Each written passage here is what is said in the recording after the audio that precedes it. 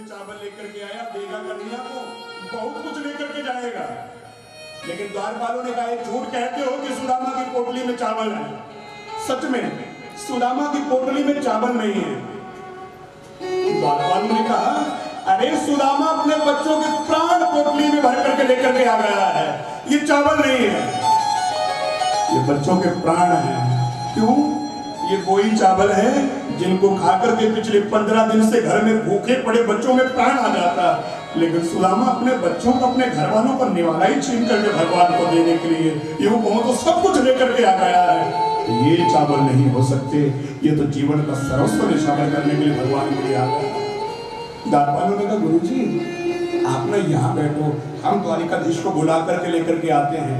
ये सदगुरु की भूमिका है। द्वारपालों ने सुदामा के जीवन में सदगुरु की भूमिका अदा करी है, नोट करना। द्वारपालों ने सोचा वारे का नहीं है, तुम्हारा भक्त चलकर कितने दूर से दरबार तक आ सकता है कि तुम बाहर नहीं आ सकते, बातों में ही हो कि जीवन में भी कुछ धरातल में भी किया।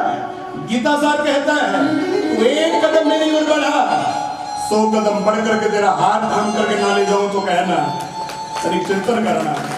द्वारपालों ने मन में सोचा भैया कहने के लिए ही है कि करते भी हो, और अगर करते हो तो सुदामा से मिलने के लिए यहाँ आना पड़ेगा। द्वारपालों ने बैठाया, सदगुरु की भूमिका कैसे अदा करी जानी है। भाई मंदिर में कोई भोग लगाने के लिए आए तो गुरुजी ये नहीं कहते कि जी फैक्ट्री वाले भक्त आए, बोले बाबा जी प्रसाद स्वीकार कर लो। वो दीनहीन स्थिति का प्रदर्शन करते हुए भिरने के बैद सुदामा के कंट्रोल। तनिक चिंतन करना, नितांतता का परिचय प्रदान करेंगे। प्रभु तुम्हारे चरणों का भी छोटा सा दास आया है, सेवक आया है, उसका भोग स्वीकार कर लो। ये भूमिका है ताकि भगवान विरह में जल्दी स्वीकार करें अपने भक्त को। आज इन सदगुरुओं ने, द्वारपालों ने वही भूमिका अदा करी। नोट करना, द्वार पे जाकर के पहुंचे, जाकर के द्वारपाल ने कहा द्वारिकाधीश भगवान की जय हो। भगवान ने कहा जय हो, कहो कैसे आना हो।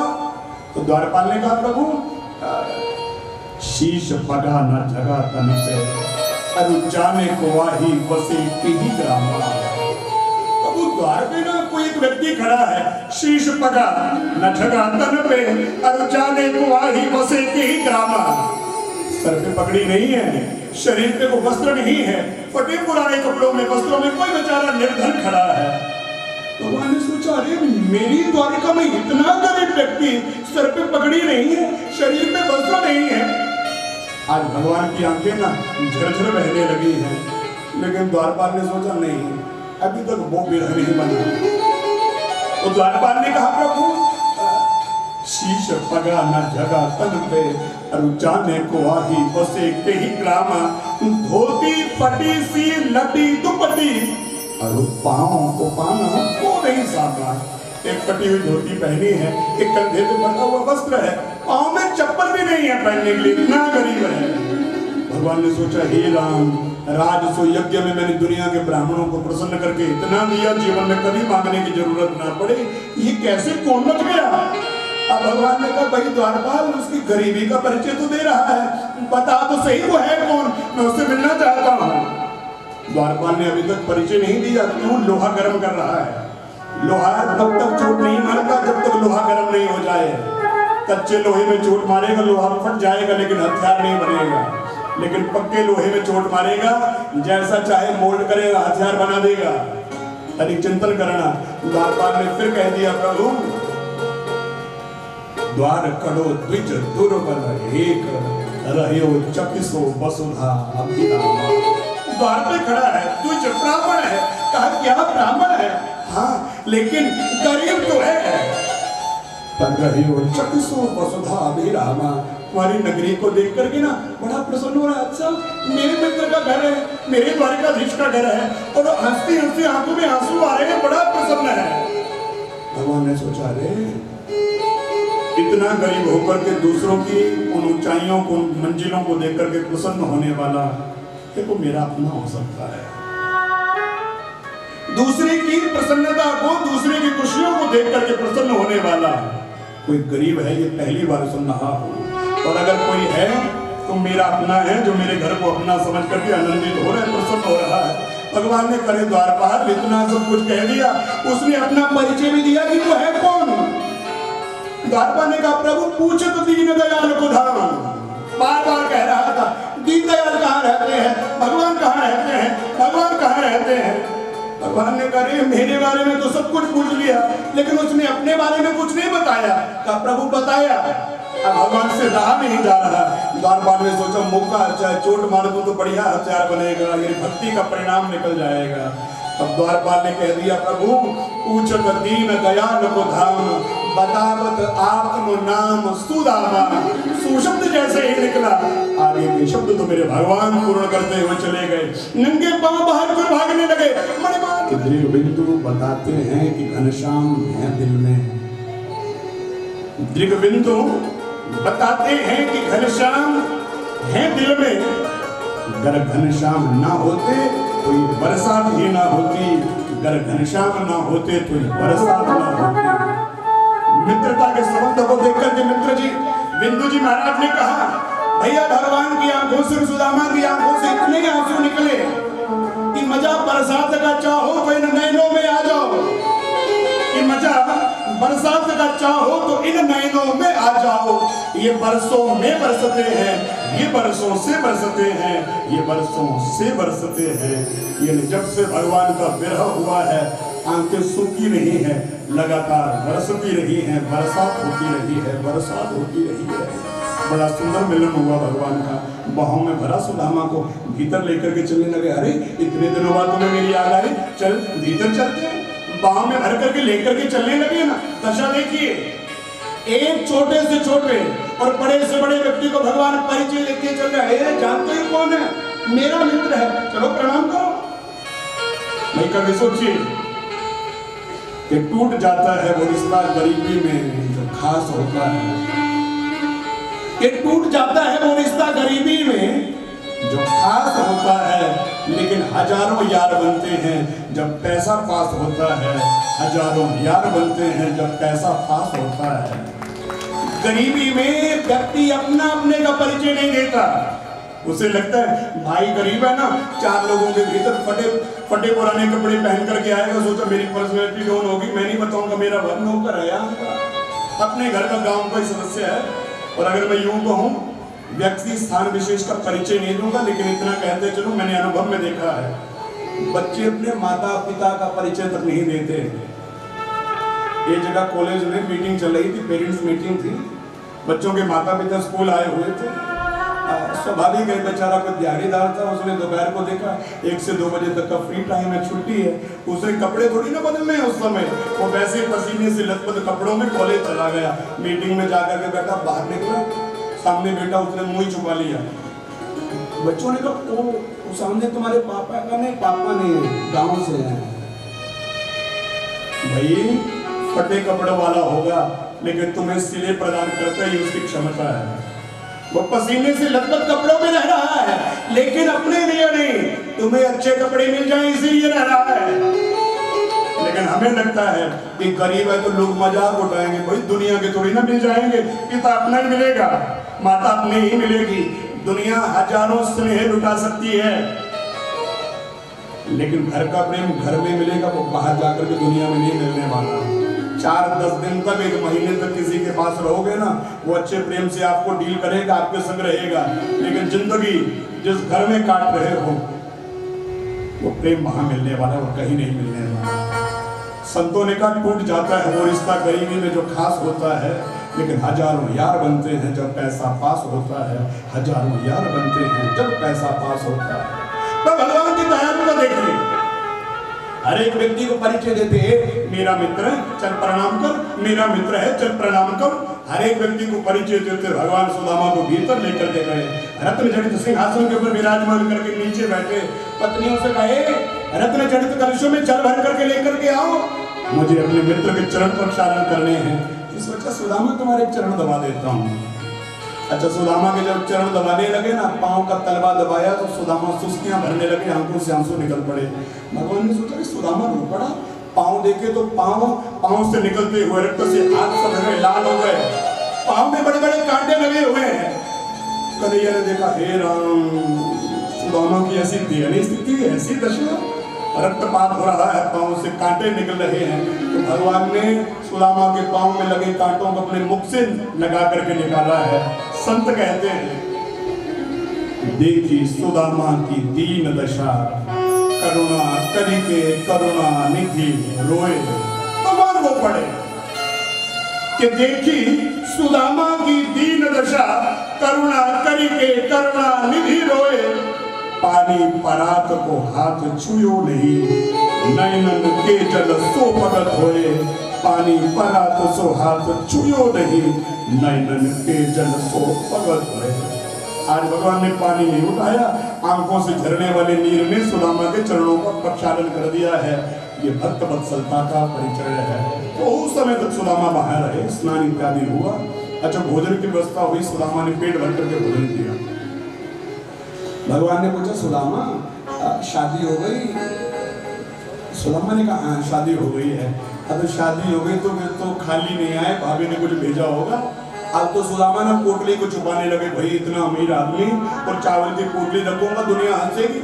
सुदामा ने पोटली छुपा ली। भगवान ने कहा, सुदामा ये बगल में क्या छुपा रहे हैं? तो लगता है तुम्हारी बचपन की आदत नहीं गई। गुरु माँ ने चने चबाने के लिए दिए थे, अकेले ही खा गए। मैंने पूछा तो कहा दांत बज रहे हैं ठंड से। मैंने कहा आज भी भाभी ने कुछ दिया, अकेले तो नहीं खाना चाहते। ये कह करके झपट करके सुदामा के हाथों से पोटली तो छीन ली है, लेकिन पोटली में जब चावलों की दशा देखी भगवान समझ गए। और इस नितांत परिस्थिति को देख करके भगवान ने एक मुट्ठी चावल निकाला, पान कर लिया, दूसरी मुट्ठी चावल निकाल करके पान कर लिया, तीसरी मुट्ठी चावल के निकाल करके पान करने लगे। रुक्मिणी ने हाथ पकड़ लिया। दो कारण है। एक पहला कारण, सुशीला ने कहा भगवान परिवार भी है आपका, अकेले ही खा लोगे, मित्र जो लेकर के आया बांध करके खाना चाहिए। लेकिन दूसरा मुख्य कारण है, मानो रुक्मिणी कहना चाहती है भगवान दो मुट्ठी चावल की खा करके आपने सुदामा को 2 लोग का मालिक बना दिया, और तीसरी मुट्ठी खा करके सुदामा को 3 लोग का मालिक बना करके अपने आप भिखारी बनोगे क्या? एक लोग तो अपने लिए भी सुरक्षित रख लीजिए, तनिक चिंतन करना। तीसरी मुट्ठी चावल भगवान ने 100 लोगों के मध्य में आवंटित कर दिया। बहुत एक समय तक सुदामा बाहर रहे, लेकिन वापिस जब जाने लगे तो कथा के संक्षिप्त के माध्यम से थोड़ा सा श्रवण करते हुए चले, क्योंकि मैंने 12 बजे 12:15 कहा था कथा के लिए, तो 11 बजे हैं, इसलिए समय से मुझे कथा का विराम करना है। बोली राधा रमण सरकार रहती, चिंता न करें, समय पे छोड़ूंगा। बोले बांके बिहारी लाल की वर्णन चलता है, सुदामा बहुत समय तक बाहर रहे, लेकिन एक जगह संतों ने वर्णन किया, भैया जब सुदामा वापिस जाने लगे तो जाते जाते से भगवान ने वस्त्र भी मांग लिए। सुदामा मेरे कपड़े दे जा, अपने ले जा जो प्रेस करके भाभी ने रखे हैं। आज सुदामा के मन में आया, सुशीला कहती थी बड़ा कुछ देगा, जिससे कपड़े नहीं छूट रहे, और क्या देने वाला है ये। लेकिन ये भी भगवान की लीला है। भाई सुदामा जब वापिस लौट करके गए, एक गांव के लोग, सुदामा जब द्वारकाधीश से मिलने के लिए गया तो कुछ लोगों में शर्त लग गई। कुछ ने कहा अरे राम ये मिलने थोड़ी ना जा रहा, मांगने जा रहा है। 2 मुट्ठी चावल की देख करके रथ बढ़ करके घोड़े भर करके धन धान्य अश्रफियां लेकर के आएगा। लेकिन कुछ ने कहा सुदामा ऐसा नहीं है, वो दे करके आएगा, लेकिन लेकर के नहीं आने वाला, क्योंकि वो सच्चा मित्र है। आज लोग इंतजार में बैठे हैं, देखा सुदामा आता है, देखो भला कैसे आता है, क्या लेकर के आता है। लेकिन सुदामा जब फटी पुरानी धोती को डाल करके फिर से गांव की ओर वापस लौटने लगा, लोगों ने कहा वाह मित्र हो तो सुदामा जैसा, मित्र हो तो सुदामा जैसा। नितांत करीबी भी है, मित्र पुष्ट है, सब कुछ उसके पास है, ऐश्वर्य संपन्न है, लेकिन फिर भी गरीबी का परिचय देकर के उससे कुछ मांग करके भिखारी का परिचय प्रदान करके नहीं आया। मित्र को तो दे करके आया है सुदामा, लेकिन लेकर के नहीं आया। लोगों ने कहा भाई हम गलत थे, वाकई में मित्र हो तो सुदामा जैसा, मित्र हो तो सुदामा जैसा। सुदामा ने जब ये बातें सुनी ना, सुदामा ने कान पकड़े, हे भगवान तूने अच्छा किया, अगर तुम्हारे को कपड़े पहन करके आ रहा होता, यही लोग कहते देखा फटी धोती में आया तो राजाओं जैसे वस्त्र पहन करके आ गया, पैसा भी पीछे आता होगा, तो कहीं ना कहीं मेरी मित्रता में द्वेष देख लिया जाता। भगवान आप तुमने बचा लिया। लेकिन आश्चर्य हुआ, भाई सुदामा जब घर जाकर के पहुंचे ना तो देखा बड़ी बड़ी महल अटारियां बनी है। सुदामा को दुख नहीं हुआ। सुदामा ने सोचा किसी राजा ने मेरा महल उखाड़ करके मेरी कुटिया उखाड़ करके महल बना लिया होगा। पीछे मुड़ने लगे, आवाज आई पतिदेव रुको। सुदामा ने सोचा देखा मुझे पता था ये सुशीला कहीं ना कहीं राजाओं के यहाँ सेवा करने के लिए नौकरानी का काम करना शुरू कर दी थी। अरे इसकी आदत बिगड़ गई है। पीछे हटे, सुशीला से कहे मैंने तुम्हें मना किया था ना कि खबरदार किसी के घर में काम करने के लिए गई। सुशीला ने कहा मैं किसी के घर नहीं गई, ये घर ही मेरे घर चल करके आ गया है। यानी जब से आप द्वारिका गए हो भगवान ने हमें माला माल कर दिया, निहाल कर दिया, 3 लोगों का मालिक बना दिया है। तनिक चिंतन करना, भगवान जब देते हैं तो दुनिया वालों को पता नहीं लगने देते, भनक तक नहीं लगने देते। यदि यूं कहूं तो डायरेक्ट नहीं देते, हाथों हाथ नहीं देते, लेकिन इनडायरेक्ट देते हैं। और इतना देते हैं जितना हमने कभी जीवन में कामना भी नहीं करी हो। सच्चिदानंद भगवान ने की। सुदामा ने जब ये सारे महल अटारियां देखे ना, मन में सोचा कन्हैया तेरे बारे में मैंने बड़ा बुरा भला सोचा। जब तूने मुझसे कपड़े मांग लिए मैंने सोचा देख कपड़े नहीं दे रहा, वो घर बना करके कहाँ देगा। लेकिन आज पता लगा तू देता तो है लेकिन दुनिया में अपनी वाहवाही नहीं करा। फिर सोचा अगर तेरे प्रति मेरा ऐसा भाव बन गया, मुझे ये महल नहीं चाहिए। सुशीला से कहा सुशीला तेरा मन था महल में रहने का, ये महल तुझे ही मुबारक है, मुझे तो जंगलों में रह करके भगवान का गुणगान करना है। ये कह करके सुदामा मुड़ने लगे तो पत्नी 4 बच्चे आगे आ गए। क्यों पिताजी, सुख दुख में इकट्ठे रहने की सुगंध खाई है, आज ये राज्य आ गया तो हमारा संबंध नहीं टूट सकता। राज्य को एक तरफा करके सुशीला 4 बच्चे सुदामा के संग जंगल में जाकर के पहुंचे। एक छोटी सी पर्ण कुटी का निर्माण किया और प्रेम से भक्ति के सागर में जाकर के सराबोर हो गए हैं। बोले सच्चिदानंद भगवान की। ये सुदामा की भक्ति का परिचय है। सुखदेव जी ने कहा राजन आगे चल करके धीरे धीरे समय व्यतीत होने लगा तो कुरुक्षेत्र में सूर्य कुंभ हुआ। जिस कुंभ में गोकुल वृंदावन बरसाना इत्यादि के सब लोग 100 वर्षों के बाद कृष्ण से आकर के मिलन हुआ है, कन्हैया से आकर के मिले हैं। 10वें स्कंध की लीला को विश्राम, 11वें स्कंध में आकर के दत्तात्रेय जी के 24 गुरुओं के बारे में वर्णन किया। आप लोगों ने श्रवण किया होगा दत्तात्रेय जी के 24 गुरुओं के बारे में। तनिक चिंतन करना कि आगे चलकर के यदुकुल के संहार के बारे में वर्णन करते हुए कहा भगवान का पुत्र था, नाम सांब। ये लड़कियों की तरह लगता है। एक दिन हास परिहास में बाकी के भाइयों ने इसे औरतों के वस्त्र पहनाए, पेट पे कपड़े बांध दिए। फिर साधु महात्मा की कुटिया में जाकर के पूछा बाबा जी हमारी भाभी के बेटा होगा कि बेटी होगी। महात्मा ने कहा बेटा मजाक नहीं करते, आप एक बहुत बड़े कुल से संबंध रखते हो। लेकिन बच्चे नहीं माने, नहीं बाबा सच बताओ बेटा होगा बेटी होगी। महात्मा ने क्रोध में आकर के कह दिया तुम्हारी भाभी के ना बेटा होगा ना बेटी होगी, एक लोहे का मूसल होगा जिसके कारण सारा यदुकुल आपस में लड़ झगड़ करके संघरित हो जाएगा। और ये जब सुना शाप लेकर के वापिस लौट करके आए, द्वारिका वासियों के शाप का परिचय प्रदान किया। सच में सांब के पेट पे कपड़े थोड़ी ना निकले, लोहे का मूसल निकला। लोगों ने एक विशाल चट्टान के ऊपर लोहे के मूसल को घिसा, चूर्ण बन गया, एक टुकड़ा नहीं घिस पाया। उन लोगों ने उस टुकड़े से चूर्ण को लेकर के सागर में जाकर के फेंक दिया। कुछ समय के बाद बारूणी मदिरा का पान करने के बाद यदुकुल वासी आपस में लड़ने झगड़ने लगे। उस चूर्ण से तीक्ष्ण धार घास निकल करके आई जिससे आपस में लड़ते झगड़ते कट करके यदुकुल वासी सारे ही संघरित हो गए हैं। वो जो टुकड़ा था एक मछली ने खा लिया। एक धीवर ने उस मछली को पकड़ा, पेट चीर करके वो टुकड़ा निकाला। तनिक चिंतन करना, उससे एक बाण बना है। एक निवेदन आप लोगों से करूं, भगवान के रहते यदुकुल वासियों का संहार हो गया, भगवान बचा नहीं सकते थे क्या? भगवान अपने घर वालों को बचा नहीं सकते थे? तो मैं अगर यूं कहूं तो ये कार्य भगवान ने स्वयं कराया है। यदुकुल वासियों का संहार भगवान ने स्वयं के जाने से पहले कराया और स्वयं कराया। क्यों? भगवान ने सोचा भाई मैं तो धर्म की रक्षा करके जा रहा हूं, लेकिन मेरे जाने के बाद अगर ये मेरे कुल वाले सारे लोग रहे तो कहीं ना कहीं मेरा गलत फायदा लेंगे, मेरे बड़प्पन का, मेरे बड़ेपन का गलत फायदा लिया जाएगा।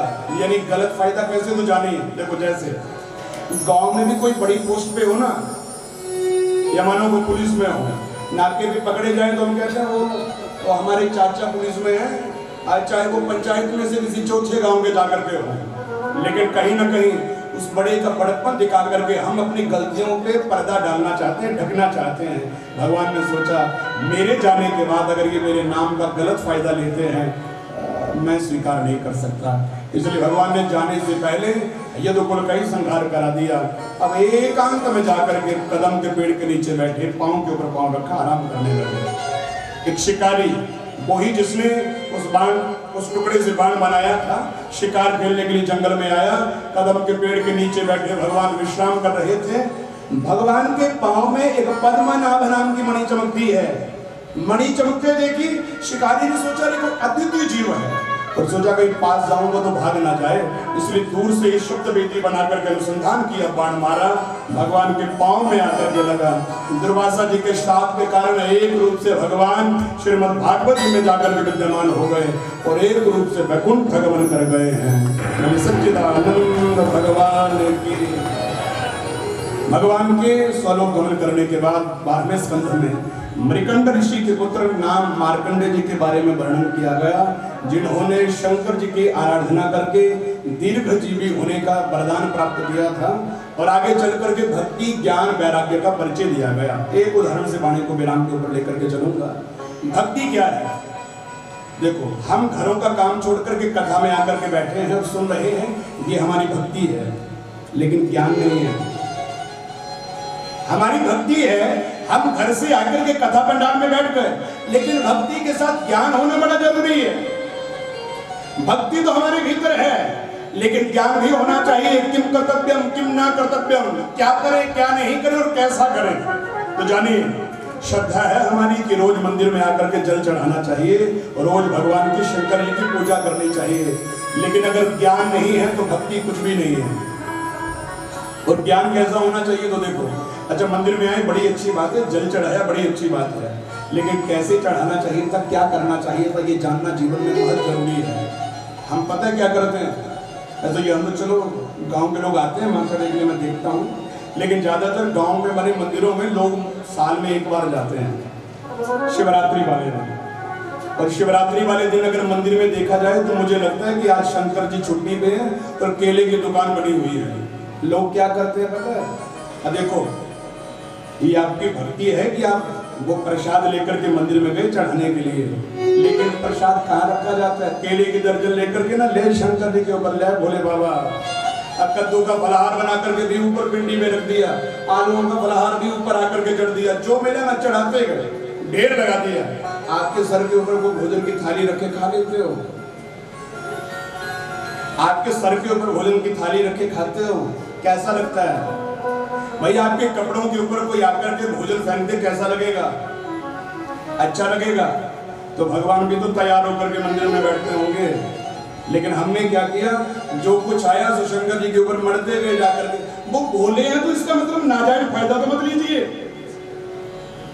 उनका नाम भोले है और वो भोले हैं, तो इसका मतलब ये नहीं कि भोले का यूं ही गलत ही फायदा लेने जो आया से ऊपर चढ़ा ले।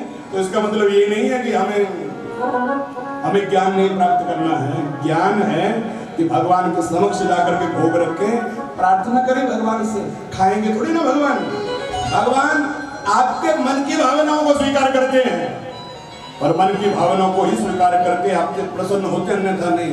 नवरात्रों में देखो, माता के मंदिर में जाकर के ना वो हलवा प्रसाद लेकर के फिर माता के मुंह में जय श्री राम वाले माता, और बाहर शेर होंगे।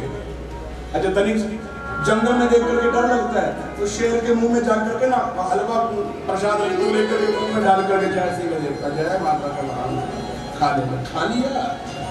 अगर तो खाता होगा ना तो 2 किलो लड्डू डाल दो मुंह में जाकर के, लेकिन अगर नहीं खा रहा तो मूर्तियों की शोभा को क्यों खराब करता?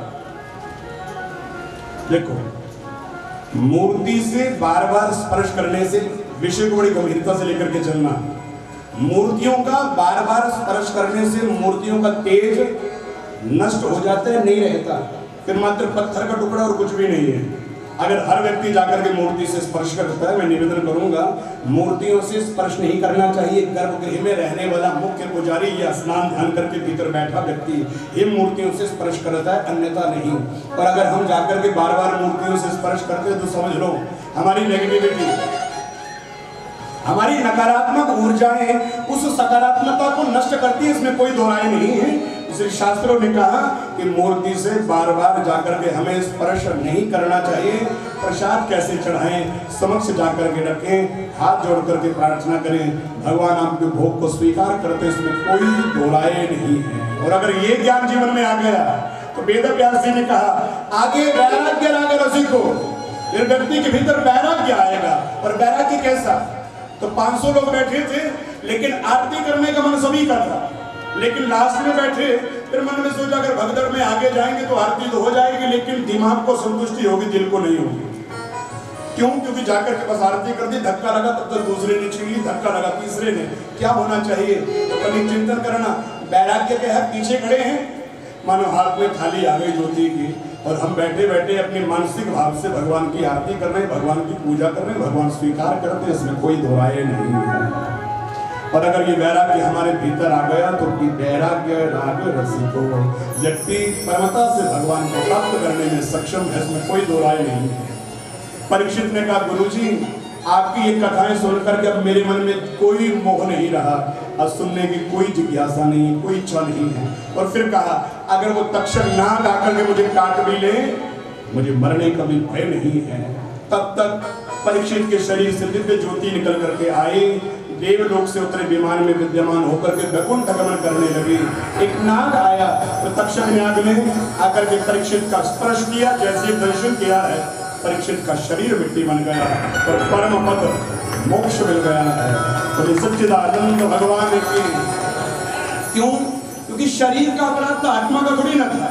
शरीर ने अपराध किया, परिणाम मिला, वो काटने से, शरीर के दर्शन होने से मिट्टी बन गया। लेकिन आत्मा कथा सुनकर के शुद्ध परिशुद्ध होकर के भगवत भक्त के विमान में विराजमान होकर के वैकुंठ गमन कर गई, परीक्षित को मोक्ष मिला। ये है कृष्ण कथा। बोली सच्चिदानंद भगवान की। तो इसी के साथ वाणी को विराम देंगे, पहले पूर्ण होती होगी और फिर उसके बाद आगे के कार्य भागवत जी को पूर्ण वस्त्र प्रदान किया जाएगा और भागवत जी का सर्वांतिम श्लोक हम सब लोग मिलकर के पढ़ेंगे, फिर वाणी को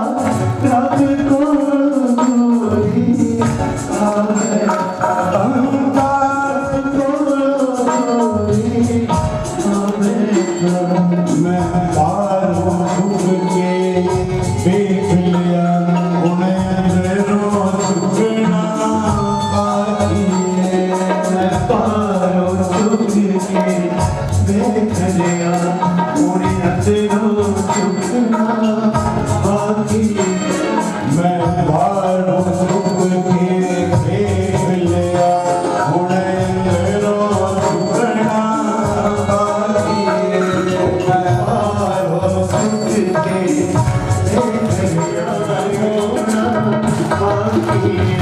मैं सबला होके देख लिया एक तेरा होना बाकी मैं सबला होके देख लिया एक तेरा होना बाकी मैं अपना सब कुछ हो बैठा उड़या पार होना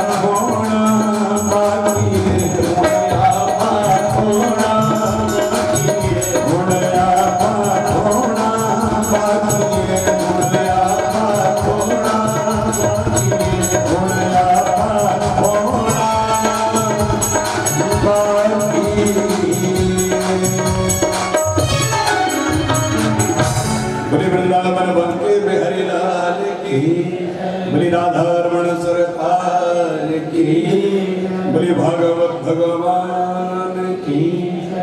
तो आइए भागवत जी को पूर्ण वस्त्र प्रदान किया जाएगा और भागवत जी का सर्वांतिम श्लोक हम सब लोग मिलकर के पढ़ेंगे, फिर उसके बाद वाणी को विराम। बलि सच्चिदानंद भगवान की सभी अपने अपने स्थान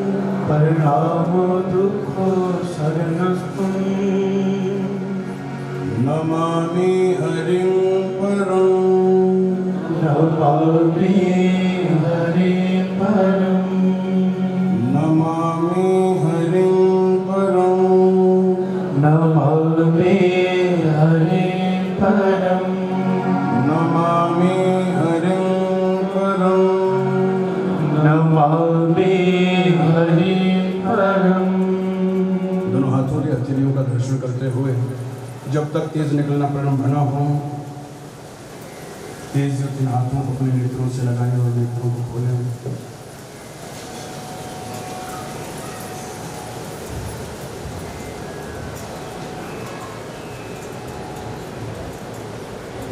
बोले भागवत भगवान की, बोले राधारमण सरकार की, बोले मनो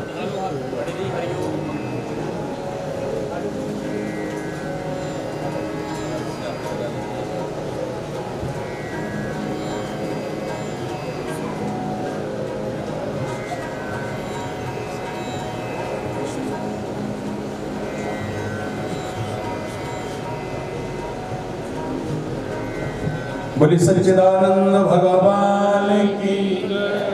आप सभी को इसी के साथ भागवत जी के विश्राम दिवस की बहुत बहुत बधाई हो। बोले भागवत भगवान की। आज ये सप्तदिवसीय ज्ञान यज्ञ भागवत जी की कथा यथावत अपने विश्राम स्थल पे आकर के पहुंची है। भागवत जी के चरणों में और भगवान के चरणों में मैं विनती करूंगा, प्रार्थना करूंगा, भगवान सबके जीवन में सदैव खुशियां भरें। एक मीठे से भाग के साथ वाणी को विराम के ऊपर लेकर के चलेंगे और सदगुरु भगवान के मुख से भी कुछ वचन श्रवण करेंगे। उससे पहले दो शब्द दो लाइनें फिर वाणी को लेकर बोले सच्चिदानंद भगवान की। आइए भगवान से प्रार्थना करते हुए कहेंगे कि कन्हैया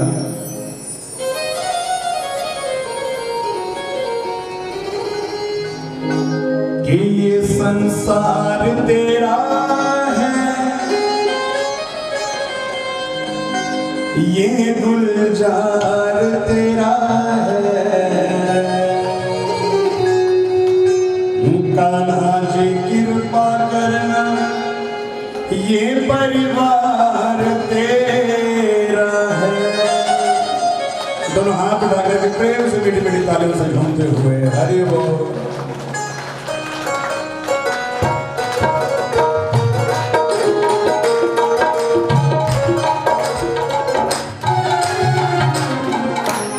ये संसार तेरा है, ये गुलजार तेरा है। ये संसार तेरा है, ये गुलजार तेरा है। सोमवार तेरा है, मंगलवार तेरा है। सोमवार तेरा है, मंगलवार तेरा है। मेरे कान्हा कृपा करना, ये परिवार तेरा है। मेरे कान्हा कृपा करना, ये परिवार तेरा है। मेरे कान्हा कृपा करना, ये परिवार तेरा है।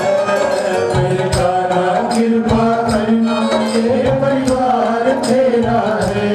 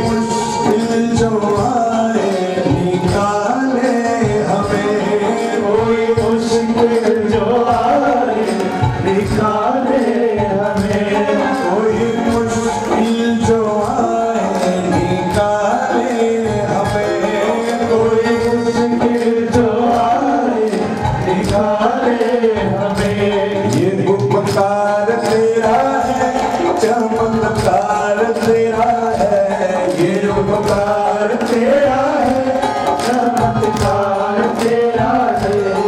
मेरे कान्हा कृपा करना, ये परिवार तेरा है। कान्हा कृपा करना, ये परिवार तेरा है।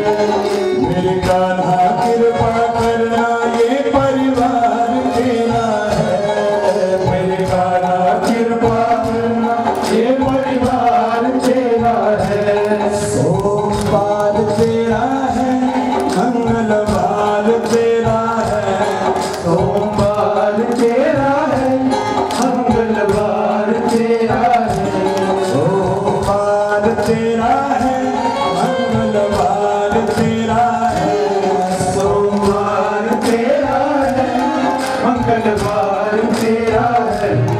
मेरे कान्हा कृपा करना, ये संसार तेरा है।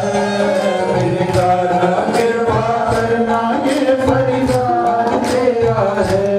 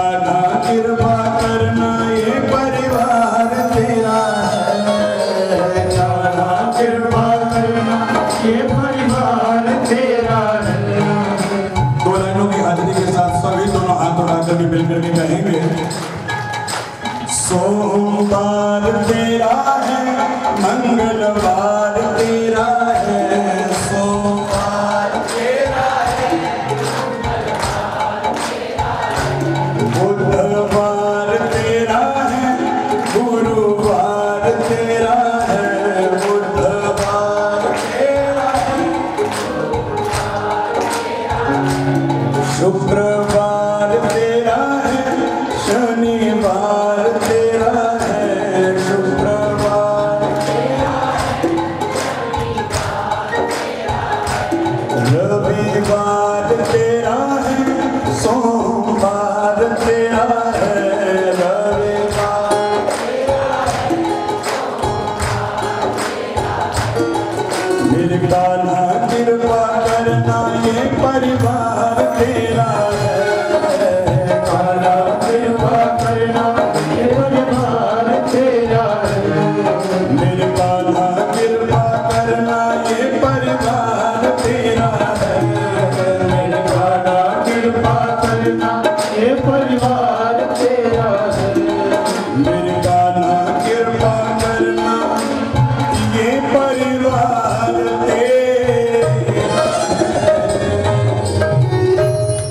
बोले ब्रजवार गद्दी दे विराजमान व्यास देव गुरुदेव साडे संत महापुरुष और गद्दी दे विराजमान साडे संत महापुरुष संत चंद्रानंद जी, संत आत्मानंद जी महाराज, इन्हां संतां फकीरां दे चरणां विच और थोड़े सारे दे चरणां च कोटि कोटि प्रणाम।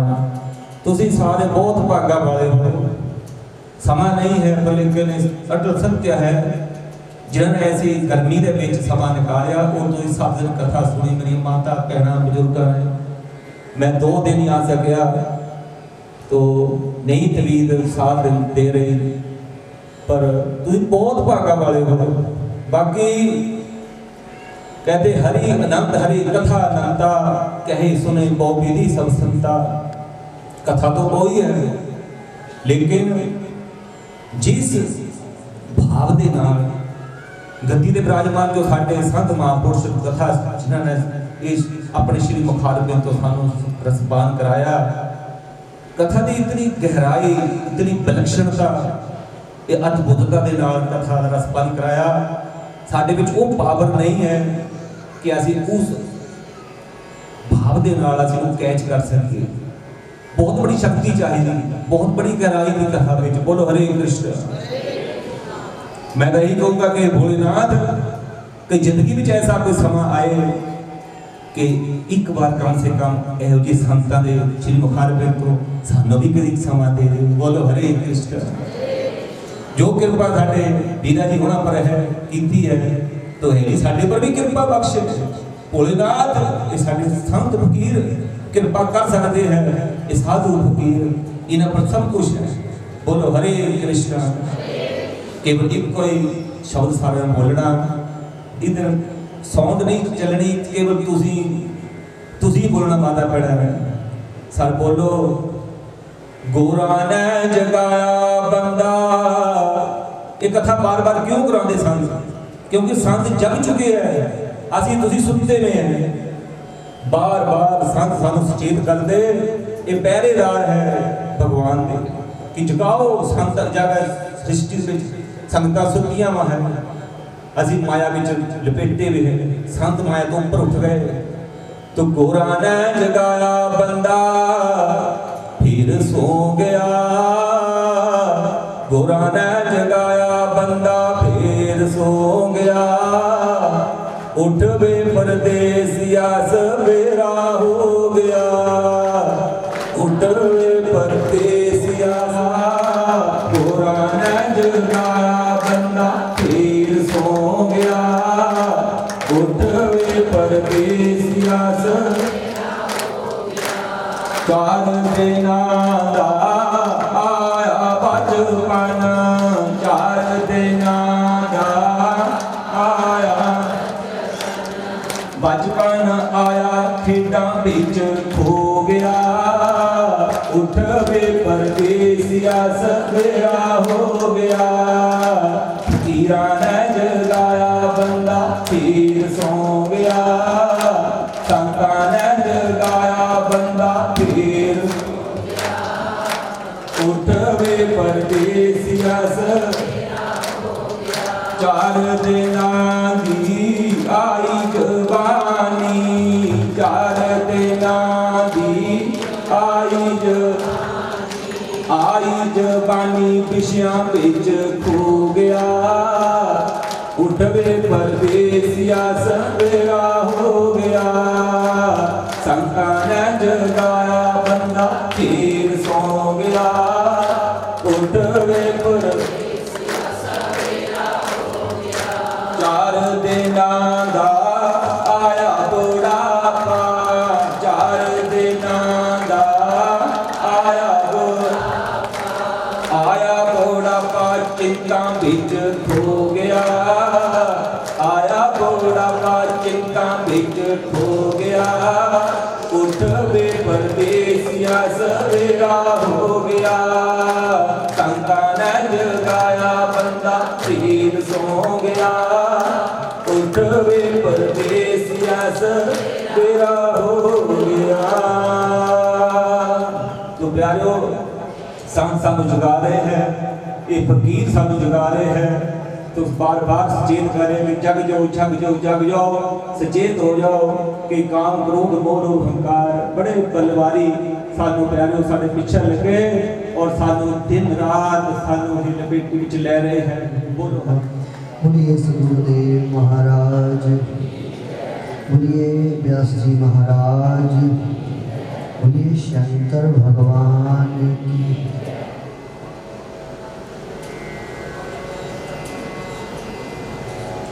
साडे व्यास जी महाराज जी ने बड़ी अमृतमयी वाणी दे नाल भगवान की कथा का लीला का गुणगान कराया।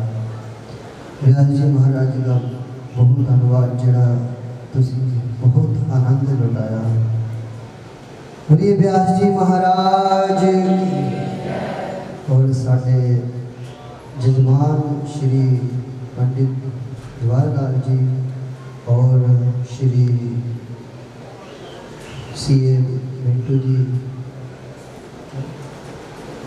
हरविंदर कुमार जी सीए जी, इन्हों का बहुत धन्यवाद जो गुरु महाराज भगवान की प्रेरणा ने, जो आप जी ने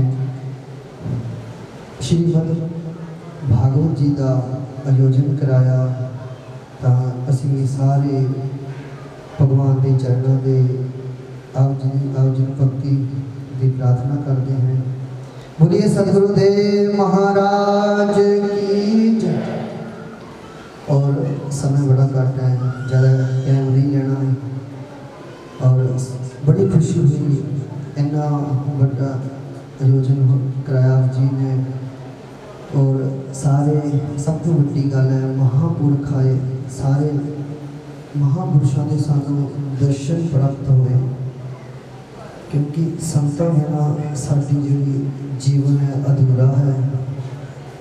और साडे पंडित जवाहर लाल नेहरू जी इन्हां दा मैं धन्नवाद करदा हां कि इस बार साडे बाबड़े महाराज जी गुरु महाराज जी आए, जिन्हां को काफ़ी साल बाद निमंत्रण लिया, पर किसी थ्रू भगवान ने काम कराना तो साडे पंडित जवाहर लाल नेहरू जी ने थ्रू काम कराया।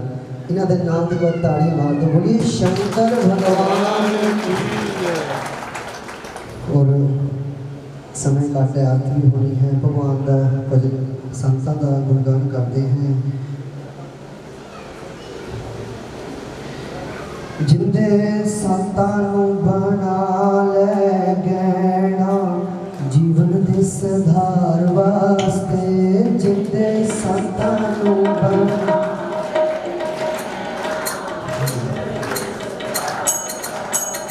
जिंदे संतां नूं बना ले गैणा जीवन दे सुधार वास्ते,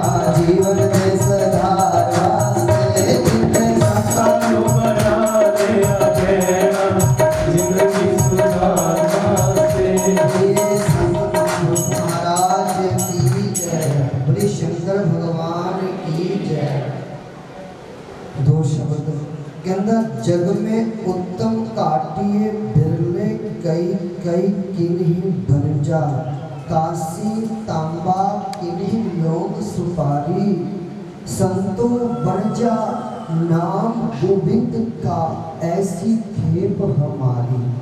नाम दे जपण वाले बड़े घट है, ये तो बहुतियां दा जवाब इहो है कि मन नहीं लगता, मन नहीं टिकता। असी जिस साध संगत जी तुसीं समझ जाने हैं कि असी जिस टाइम डेली माला जपदे भगवान का सिमरन करते, एक दिन आउंदे यार छड्डो परे अज रहन देंगे, अज नहीं जपना। साध संगत जी साडी परीक्षा होंदी उन्होंने थानू नियम ना जपो, एक दिन मन लगे ना लगे भगवान आपा ही मन लगा देता। जी नहीं करता कथा विच जाण नूं क्या फायदा, एनी गर्मी बथेरी है, रात को नींद भी खराब होती। फेसबुक पे करांगे अपनी पर जिन्होंने पता है कबीर सोता क्या करे, उठ के ना जपे मुरार, मुरार भगवान श्री कृष्ण। पता है एक दिन सोमन होई को लांबे कोट सार। साध संगत जी ध्यान देना, एक दिन सो जाना हरेक बंदे ने जिहड़ा धरती ते आया है, बड़िया लंबिया तड़के बड़े लंबी नींद तक सो जाना, फिर नहीं जगाना किसी ने। तो साढ़े पादके वाले प्रधान जी कह रहे कि कितनी अच्छी गल बोली, सानू संत जगाते नाम जपो, असी फिर सो जाते हैं। साध संगत जी सानू संतां दा वचन जो आप जी आए, जिन्हें महापुरख आए, जिन्हें सानू संतां दे दर्शन होए, उन्होंने आप जी ने वचन श्रवण किए, असी वचन श्रवण किए। साडा फर्ज बनता है उन्होंने जोड़ा एक भी वचन है अपने जीवन च उतार लेना, तो सबसे बड़ा साडा कल्याण है। और सानू बड़ी खुशी है कि साडे श्री भागवत व्यास जी महाराज आचार्य जी, इन्होंने मिलकर मैं बड़ी खुशी हुई। मैंने पूछा कि आप जी संत रहनी आप जी, और इन्हों के प्रार्थना की कि अगली बार भी आप जी ने ऐसा की श्रीमद भगवान की कथा का गुणगान करना महादेव मंदिर। बोलिए शंकर भगवान की, बोलिए व्यास जी महाराज। हमें आगे प्रार्थना है कि आप जी ने अगले साल जरूर आना और इस तरह पूजा करना।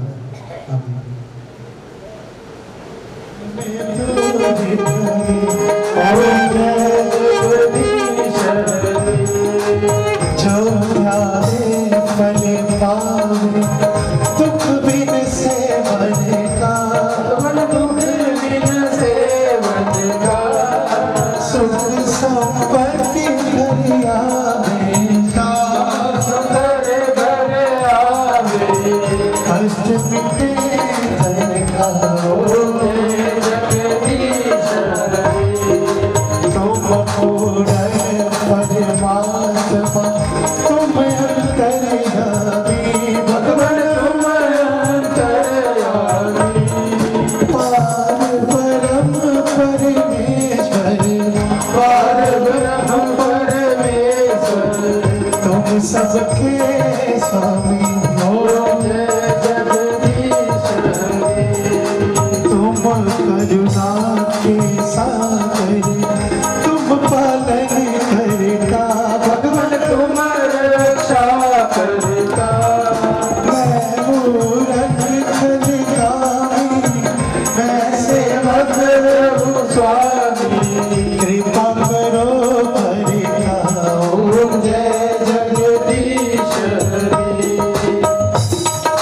तुम हो एक अगोचर, सबके प्राणपति, सबके आधारपति, कि सभी दमिनु दया में, तेरे दिले दिनु बंसवाले, तुमको मैं तुमकी ओर, जगदीश हरि।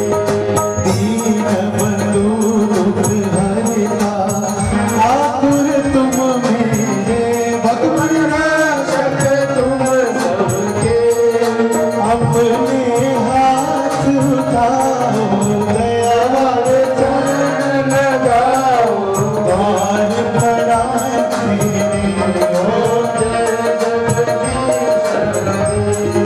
विश्व अधिकार बिठाओ, पाप हरो देवा, भगवान कष्ट हरो देवा, शरदा भक्ति बढ़ाओ, शरदा प्रेम लगाओ, संतन की सेवा हो, जय जगदीश हरि।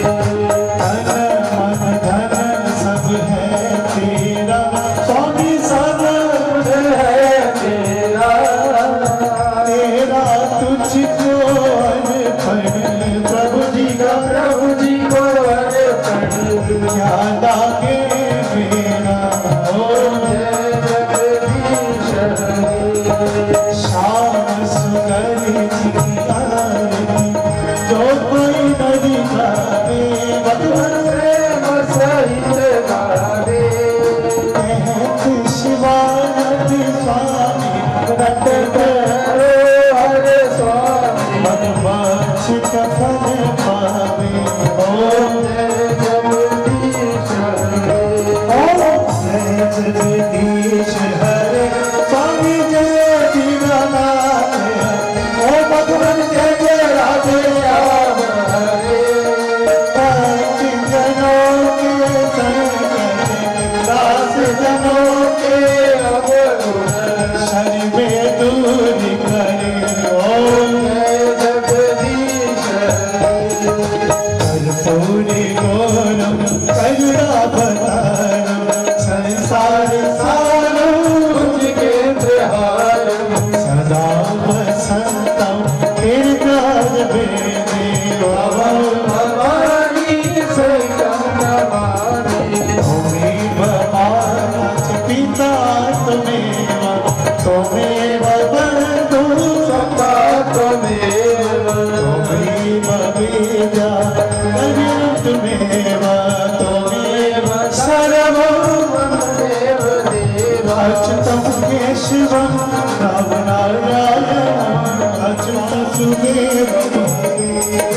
कृष्णदामोदरं वासुदेवं श्रीधरं माधवं गोपिकावल्लभं श्रीधरं माधवं गोपिकावल्लभं जानकीनायकं रामचन्द्रं राधिकानायकं कृष्णचन्द्रं वन्दे पार्वतीनायकं बालचन्द्रं सरकार की भागवत महापुराण की व्यास महाराज की आराधिक्यं समर्पयामि पात्रमध्ये स्थितं तोयं भ्रामित्वा केशोपरि अङ्गुलगणात्मश्यनं सर्वपापं व्यपयोहति जलेन शीतले कर्णं पुष्पेभिः देवतादिवन्दनं हस्ताभ्यमात्मवन्दनम् आरारति ग्रहणं मन्त्रपुष्पाञ्जलि हरिः ओम जजनेन जजनमय जन्तदेवास्तानि धर्माणि प्रथमान्यासन्न देहनाकं महिमानः सचन्त यत्र पूर्वे साध्याः सन्ति देवाः हरिः ओम नारायण सच्चिदानंद भगवान की लक्ष्मी नारायण भगवान की श्री भागवत भगवान की व्यास जी महाराज की सद्गुरुदेव महाराज की महादेव भगवान की ओम साचे दरबार की नमो पार्वती पतये हर हर महादेव पूर्णमद पूर्णमिदं पूर्णात् पूर्णमुदच्यते पूर्णस्य पूर्णमादाय पूर्णमेवावशिष्यते हरि ओम शांति शांति शांति।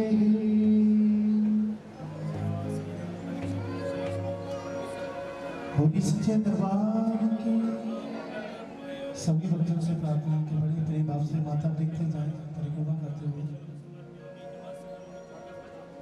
तो प्रभु चरण में